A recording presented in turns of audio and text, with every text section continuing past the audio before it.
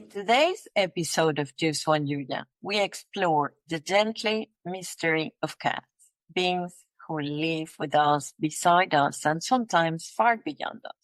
Our guest is the British Australian writer Carla Francis, author of The Zen of Cat, a poetic and contemplative book that brings together Japanese culture, stillness, grief, and the quiet presence of feline companions.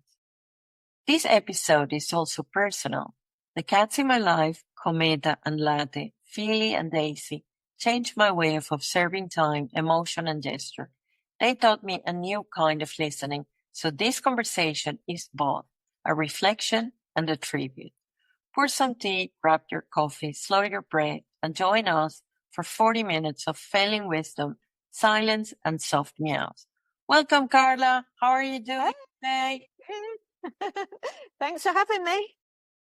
Oh, no, you're very welcome. I'm very curious about your book because you use these letters, like you started every chapter with a letter and I'm very curious about it. So let's go through the first cat and the first shift. When did Carla? Growing up, I always had cats. As a very small child, my mother took me to the RSPCA to choose a black. It was a senior cat, actually, I chose. I didn't want a kitten for some reason. So his name was Kiwi. And then after that, I had Lucy. And then when I went to university, obviously I was living in shared accommodation, so I couldn't have a cat, sadly. So it wasn't until I moved to Japan as an adult that it kind of reignited my passion for cats. My first job in Japan was in a big city. There were no cats, but then I moved to Takayama in the Japanese Alps. Yeah. And the apartment came with 2 cats. So I inherited 2 cats from 2 Canadian teachers that had rescued them, and they were going back to Toronto. So I said that I would take over looking after their cats, and they were called Iko and Nico, which means 1 and 2 in Japanese.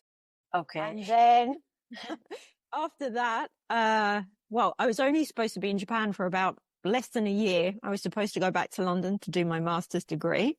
But over the course of that 9-month period, I rescued 5 cats, and I ended up staying much, much longer than I did because obviously with 5 cats, it's very difficult to be as mobile as I would like. So I had to rehome all 5, but I took one back to Sydney when I moved to Sydney with me. And he was a very special cat called Gershwin that has inspired probably all of my books.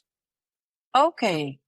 So that was the closest cat. So this cat to you, I think is the cat in your picture. And the name is Rio, right? Rio is the 3rd silver tabby that I've had. So Gershwin came from Japan. He was a Japanese street cat that we rescued. I had him for 10 years in Sydney, but unfortunately he passed away with stage 4 kidney failure. Okay. And then after Gershwin, we got Shinsei, who was an Egyptian Mao. So Gershwin was a street cat, and then we got an Egyptian Mao, and Rio is Shinsei's nephew. Okay. Wow, you have had a lot of cats. And now I understand you because, it's like my first experience with cats started in Panarea Island. Well, I always had cats closer, but could never had one of my own. And in the island, it was inevitable. And they started to follow me. And even though I was not sure if they were allowed or not in the houses where I was renting, they just were inside when I came back from the beach. And I had to tell the owner of the place, like, I don't know, but there are these cats following me. I hope you don't mind. And they said, oh, no, it's okay. And yeah, so that's how my experience with cats started. But I'm very curious about your book and about cats in Japan, because I know cats in Japan are very important. So how did you experience living in Japan, and how this influenced your relationship with cats and presents? Okay, so I guess living in Japan, especially when I moved to the countryside, it really taught me to slow down. Because obviously coming from London, it's a very busy city. And then I went straight from London to Osaka. And then, yeah, it was only when I moved to a small town that I started to really be a lot more present and a lot more mindful. Going for long walks in nature, being more aware of small things, and noticing things more. Um, and just generally not being in a rush like I was in London. So that was how Japan initially influenced me. I wasn't a great walker when I was in the UK, but going in to the Japanese mountains, just, and looking up at the nature, we was encircled by mountains, snow-topped mountains most of the year. So I couldn't help but, get out and explore. And in doing so, that really started to make me observe more and get rid of that hustle and bustle that comes with living in a city. And then the cats also, one by one, that entered my life over that period, also had a huge impact on, just winding down and being more mindful. And the fact that I was supposed to leave and, only go to Japan for about 9 months and ended up staying because of them also taught me things like commitment, and to kind of not make impulsive decisions because I had this cat family to look after. Exactly. Yeah. I understand. I think what I understand from you is that when we live in cities, or this is my conclusion, it's like when we live in cities, we are really not grounded because we are running to grab the train, go to a meeting, do this, and multitasking.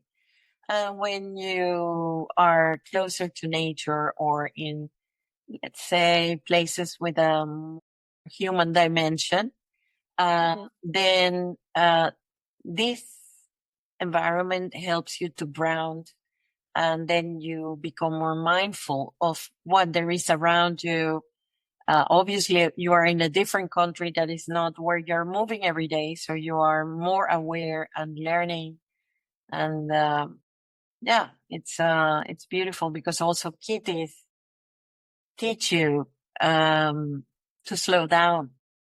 They do, but I think if you're in a city, you might not notice it as much as when you're in a countryside. An example of when I wrote the Zen of Cats was during lockdown, and we were living up in the tropical north of Queensland, of Australia, which is actually very close to Indonesia. So it's incredibly hot most of the year.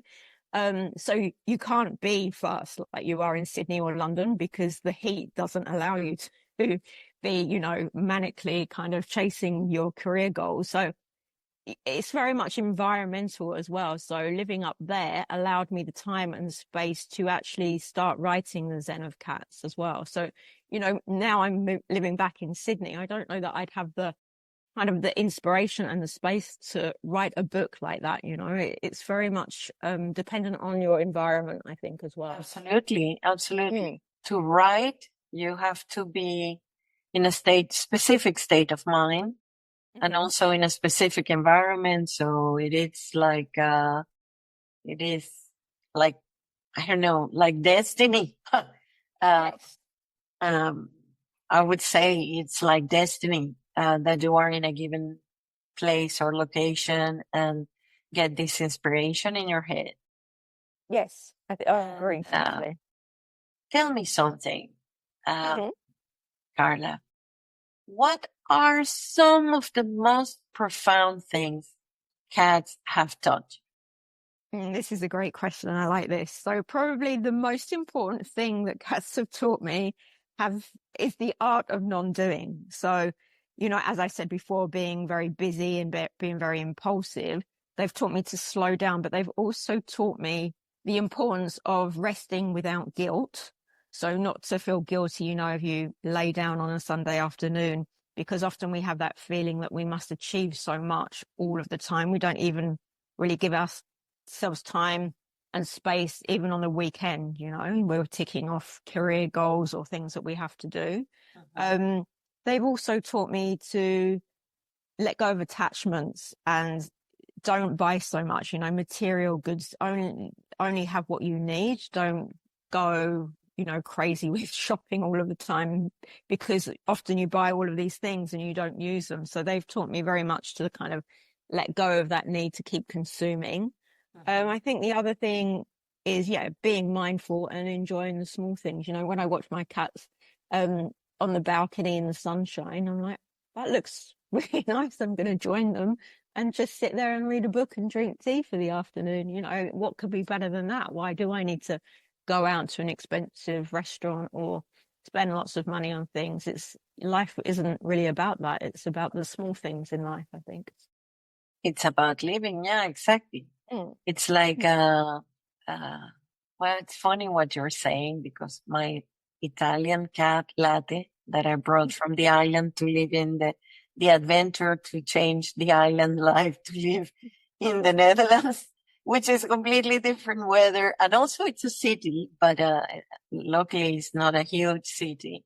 But it's like the art of il dolce fare niente, like doing nothing. Like he sleeps. Expression.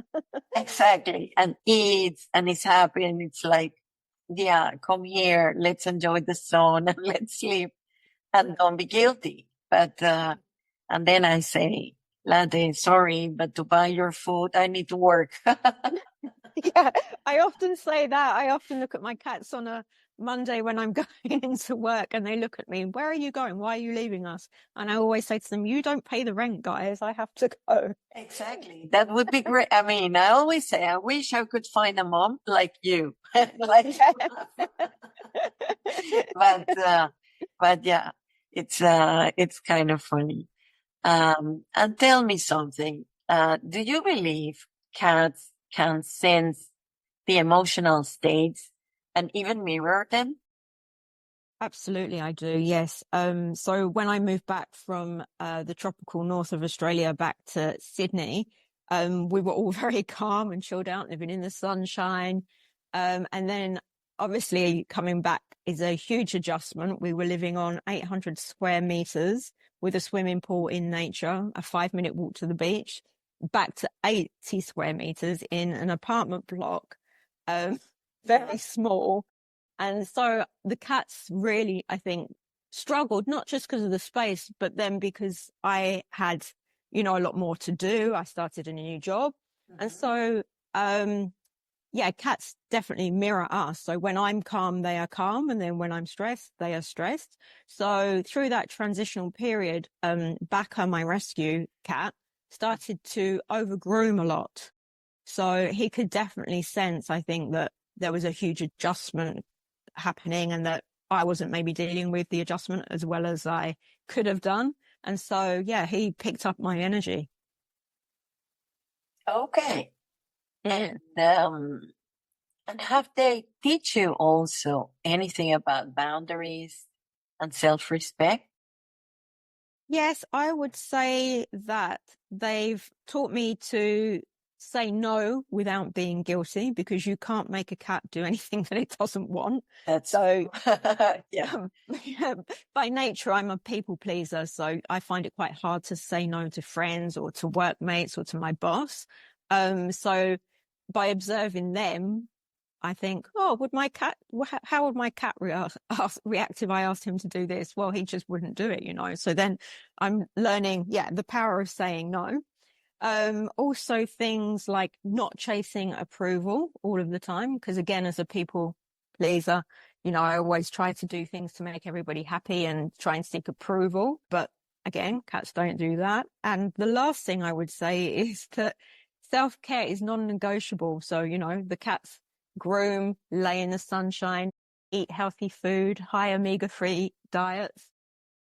So watching them take care of themselves, I'm like, okay, so I will go for a float tank on a Sunday afternoon to treat myself, because the cats know how to do self-care. So maybe I will too. Oh, that's great. Yeah. Well, Latte, my cat, has a wide range of sounds, like a tiny opera, I would say. It's amazing. I mean, because I have had several cats, but Latte is kind of unique.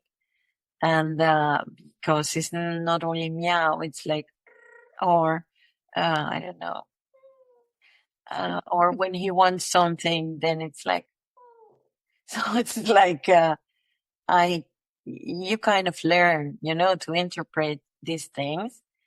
Do you think, uh, having so many cats and experience life with many cats, that cats have their own emotional vocabulary?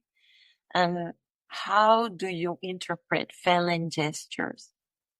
Yes, good question. So both Baka and Rio have very different vocalizations.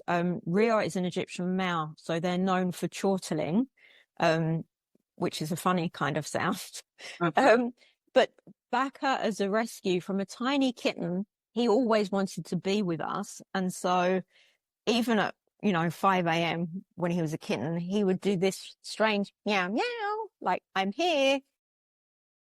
Rio started to learn off him. So Rio learned to mimic Baka's meow, which was quite fascinating because he had a completely different meow when he arrived, but he learned this kind of call that Baka did. So he was mimicking Baka's voice. The other thing I noticed with Baka is that he hates it when I unstack the dishwasher. So when I unstack, particularly cutlery, he really hates the sound of it. It really troubles him. So he lets out this kind of sound to let me know that he doesn't like the sound and am I going to stop anytime soon? Oh my God. Yeah. So they're very good at expressing their emotion. The other thing I noticed is with body language as well. So when I come home from work, they both come always to greet me at the door with their towels up, which is a sign of happiness. Or maybe if they're anxious or they're fighting each other, which sometimes happens, their ears will go flat if they're stalking each other. Or, when they're happy or sending you emotion, they do the slow blink with the eyes. And then last night, they go on a corridor run at about 9 o'clock every night. There's myself with my two cats on one end, and there's a Japanese lady that lives at the other end with her cat called Tiberius. And so the cats just either end of the corridor stare at each other. And do they get along? But they never get that close. It's like a standoff along the corridor. So, okay. But last night a dog appeared, and so somebody was visiting with a dog. And I was like, oh my God, what's going to happen here? And Rio froze in front of the dog. But to make himself bigger, he bushed up his tail and arched his back to make himself look bigger. So that was out of fear, I guess, or anxiety that the dog might come closer to him. So it was interesting to watch them and see their different signs, how they express their emotions like that. Wow. So, and would you say that has any of your cats ever spoken to you in a way that left you speechless? I mean, like what happened yesterday, but with their vocalizations, like, I don't know, that you were shocked of any change? Not really anything that I can recall straight away. I mean, there was a time I remember when I just had surgery and my cat Lulu, who unfortunately has passed away, but Lulu, I had the door closed because I didn't really want cats jumping on top of me after having surgery. And Lulu would sit outside and touch the door and do this very soft meow, meow. Like, let me come in, please let me come in. I want to help you. I want to be your friend. So that was really touching for me because I could tell that she wanted to be close to me to help me heal. And I felt really bad, shutting the door. So then I said, okay, Lulu can come in, but nobody else. She was a female one, so she was a lot more mindful and being soft, and gentle with her paws, whereas Baka and Rio are boys, so they can be a little bit more boisterous, and they're younger as well, so they're quite high energy and playful, but she was an older cat. So yeah, her communicative, I remember the little meow outside the door. It was very touching. Oh, Oh, like you had Lulu, your nurse. Lulu, yes, she was Nurse Lulu, absolutely. Yes. Look, and well, now let's move a little bit towards your book. I think your book touches on grief and transformation. How have cats supported you through emotional transition? Good question. So definitely moving internationally, which I'm sure you can relate to, they make a house feel a home. So when I arrived in Japan, the first time I didn't really like living in Osaka. It was a big, noisy, unfamiliar city. But then as soon as I moved up to Takayama with the Canadian owned cats, it immediately, my energy just felt a lot less stressed. And coming home to them every day and, buying them food from the supermarket, it just felt like I had a purpose of being there. It wasn't just about work and earning money. It really made it feel like home. And also, I guess further along, with writing, cats have formed a international community for me, which has been amazing. Every week I get beautiful emails. This week something really amazing happened. I got sent an image by an Italian painter called Aurora, and she sent me a picture. I saw it. It's like a aquarelle or something like that.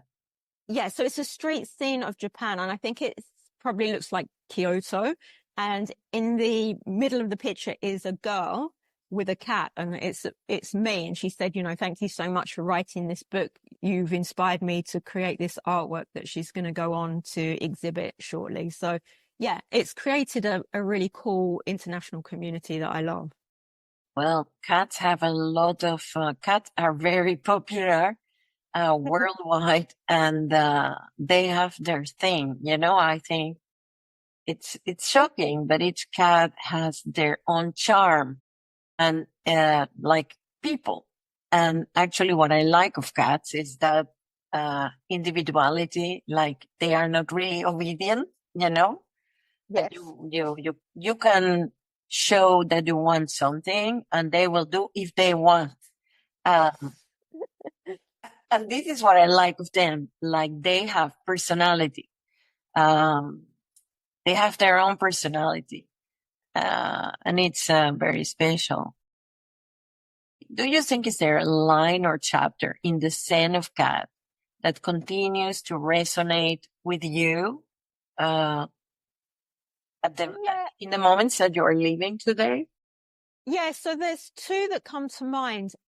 So one line was that sometimes we can feel like we're running against the wind, and at other times we get the sense that it's pushing us forward. And I wrote that when I was up in the tropical North Queensland, walking on the beach, and it was a windy day, but it was sunny. And I think I just sat down and written a chapter, but I felt like there was something, maybe a force that was more powerful than me that was helping me to write the book.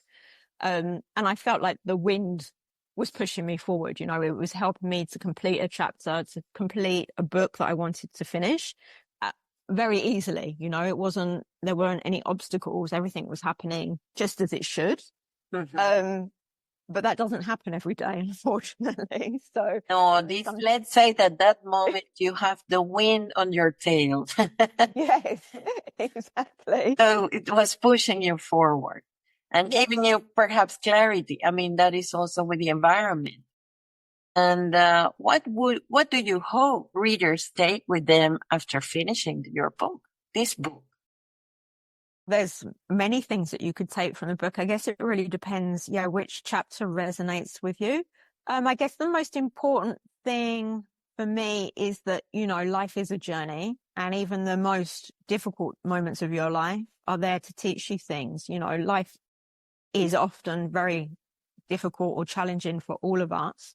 But it's to look for meaning in those moments when things aren't going right. Perhaps there's something to be learned from the difficulties that you're experiencing at that time. The other thing, I guess, from writing and being in Japan is the word ikigai, which is one of the chapters in the book, which means finding meaning and finding a passion and finding a purpose. And that doesn't necessarily mean that you have to make money from your passion or your purpose. It could be simple things like, planting your favorite plant or flower on the balcony. That might give some people pleasure. For me, obviously, it's cats, writing, and travel. But finding that one thing that makes you want to get up in the morning, I think is really important to have a purpose. I didn't have much of a purpose in my 20s or most of my 30s and felt like I was running around, not really knowing what I was doing most of my life. But after going to Japan and that experience of rescuing cats and learning more about the Japanese culture and just slowing down, merging all of my passions together, then I found my ikigai. Oh, great. Yeah, I think that is really important. In life, you need to get motivation. And well, it's like, I've never seen that as far away from me because basically I'm a designer. I'm a creative. Yeah. Yeah, so And, you get I'm a designer, but in according to certain moments, the creativity makes you do or express your purpose or what you want to communicate or what you want to do on different ways, So it could be that you do it by cooking or you're really doing by designing books or designing posters or designing technology, which I think is the one that I got most famous for, but also the one that is the more sterile, It gave me money, but really didn't give me pleasure. So basically, or what it gave me pleasure is when I was user focused, designing things for solving problems. But also realized that I needed the aesthetical part. I mean, doing beautiful things, being in a beautiful environment, creating a beautiful space. So it's like sometimes you don't have that opportunity when you do technology per se.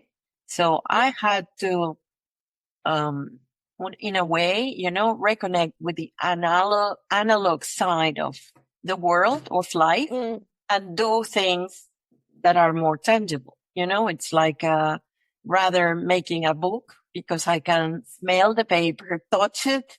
It's like feel it in my hands. I know, okay, it's thick, it's thin or whatever. I mean, it could look superficial, but it's actually not. It's what makes you feel alive or, in the physical realm. That is also important because the more digital we become, the less grounded we are. So we need to keep a balance and, absolutely. Yeah. And in keeping that balance, then it's like a process of finding yourself, finding your purpose, expressing yourself, getting motivation, getting money and, to survive and to keep your lifestyle.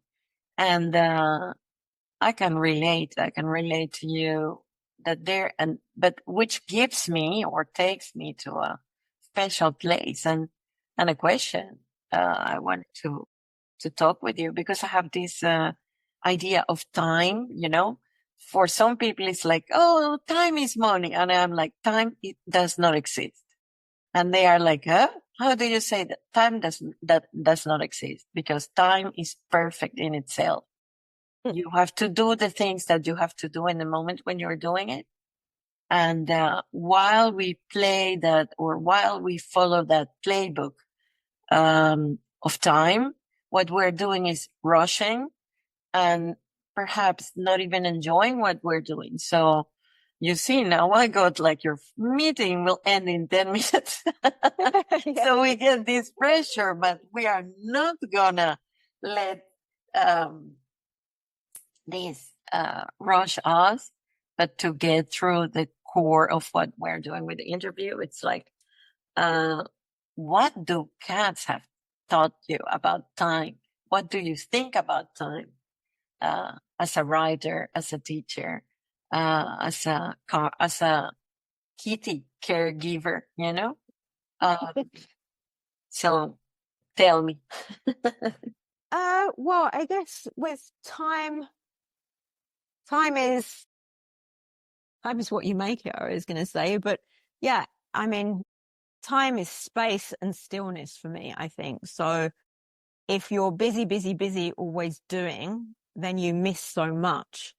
Um, and so then we could talk about silence as well as space and time. Mm-hmm. So if we're talking about, maybe there's a Japanese concept that's called ma, and it's to do with the silence between words. So when people are speaking, there's a space, whether it's a pause or a hesitation. Mm-hmm. And in English speaking culture, we're always very nervous of those silences, and we want to fill that space or fill that time. But sometimes it's just beautiful to have the stillness and have the time. Why does it always have to be filled with something? I think would be my main take on time, and definitely in connection with cats, because they do things when it's instinctual. So they eat when they are hungry, they play when they feel like they need to play, but they're not constantly filling their time with entertainment like we do, or scrolling through social media. So time for me is space and stillness, I think, at this stage of my life. Yeah, it's also maybe for reflection. It's beautiful. Silence is also, it's powerful and beautiful, and you really need it to connect the dots, of the things in your life, to make sense of a lot of things, to understand yourself better. I think so. Yeah, reflection is really, really important. And to be creative, as you said before, how can you be creative if you're busy, busy, busy, always doing? You almost need and do something original and unique, because it's not about copying others and following trends. It's about listening to your inner self and getting that message, which is not really easy in a world that is full of sound. So you really need the silence, and I think cats, or what I have learned myself from cats, is that they are that smart that they taught you about time and silence, and what do you need and when do you really need it to live your life the best, or something like that. Yes. And with no distractions as well, because I think, with social media and things nowadays, we have so much distraction as well. So then how can you be creative if you are so distracted as well? That's another thing. So I know when I go for a long walk, if I read and then go for a long walk, I might have one of those aha moments, and think, oh, that would be great to write about that, or it'll give me, an idea for a new chapter in my book. So yeah, not filling your time with things or being distracted is also so important, I think. Yeah. And because we have shorter time, but we still have time, I'm sure. What are you working on now? So at the moment, I'm writing about, well, a couple of things actually. So the most recent project I'm doing is a follow-up to the Zen of Cats, but through dogs. Okay. So it's not the Zen of dogs, it's a different Japanese concept that I'm working on. So it will be canine inspired. The other project I'm working on is fiction, which is my first fiction project. So that's interesting for me to learn about how to structure fiction books. And then the third project I'm working on is similar to the Zen of Cats, but taking it one stage further and maybe looking more deeply into more Japanese concepts. So there's quite a few different things I'm working on at the moment. Yeah, I see. But you are busy and keeping joy in what you're doing, and I think that is important. If you could describe a philosophy of life in feline form, what would it look like? Oh, interesting. A philosophy of life in feline form. Stillness. I would come back to. Try not to please other people too much. Please yourself. Enjoy the small things in life.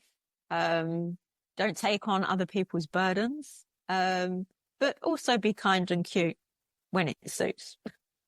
And what's one phrase or passage from your book that still makes you pause?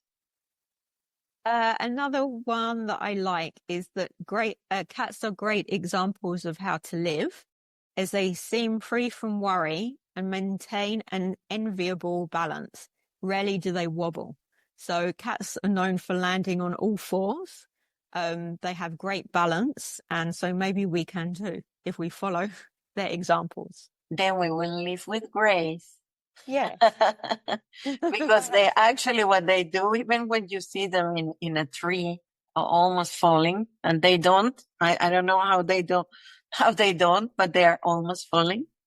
And you just see how graceful, they do, which is like maintaining the balance, looking elegant, being beautiful, and not looking stressed. It's also Yeah, it's a talent. it's a talent. It's a real talent. Yeah. And is there anything that you would like us to share with us about your new book or your coming work that we will be reminding that a cat is not just a pet, it's a presence, a poem, a mirror? I guess one question, if you could ask a cat a question, I might like to ask it, what is it that you stare at when you're staring at nothing? So, those moments when you see your cat staring into space, are they connecting to some higher power? Are they having a conversation with God, or what are they channeling? Yeah, it could be. Cats, I think they're spiritual beings, Yes, very much. I think they live in permanent connection. And sometimes they are staring and then they look, they stop staring and then they stare at you. So it's like they're telling you a message. And, and that's the amazing things of cats. I think if Latte were to whisper something to the listeners now, I think he would say nothing, just looking. So it's like they are really special beings. And they always seem to show up when you most need them in life. I mean, there's many instances that I wrote about in the book as well, in the chapter about fate and synchronicity of cats showing up just at the right time. So, who sends them to us, or do they find us, or did we have a relationship in a previous life? It's all fascinating. Carla? Yes? Oh, you're here. I thought I'd lost you.